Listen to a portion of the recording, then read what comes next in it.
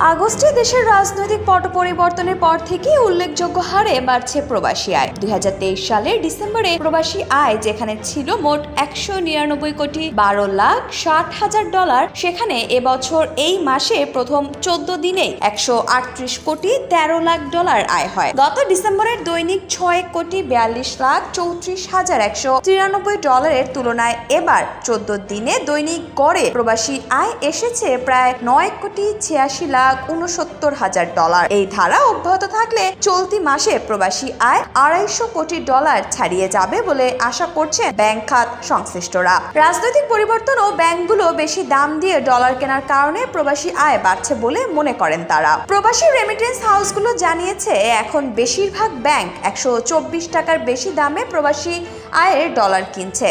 সোনালী exchange company dollar কিনছে 124 টাকা দামে, রিয়া মানি এক্সচেঞ্জ ডলার কিনছে 124 টাকা 18 পয়সা দামে, ট্যাপট্যাপ সেন্ট ডলার কিনছে 124 টাকা 70 পয়সা দামে ও ওয়েস্টার্ন ইউনিয়ন ডলার কিনছে 125 টাকা 60 পয়সা দামে। ফলে এর চেয়ে বেশি দামে দেশের ব্যাংকগুলোকে ডলার কিনতে হচ্ছে।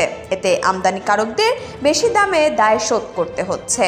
আগস্টে দেশে ব্যাপক রাজনৈতিক পরিবর্তনের পর থেকেই প্রবাসী আয় বাড়তে শুরু করে। সেই ধারাবাহিকতায় নভেম্বরে প্রবাসী আয় এসেছে 220 কোটি ডলার, যা দেশি মুদ্রায় প্রায় 26,400 কোটি টাকা। গত বছরের নভেম্বরে দেশে 193 কোটি ডলারের প্রবাসী আয় এসেছিল।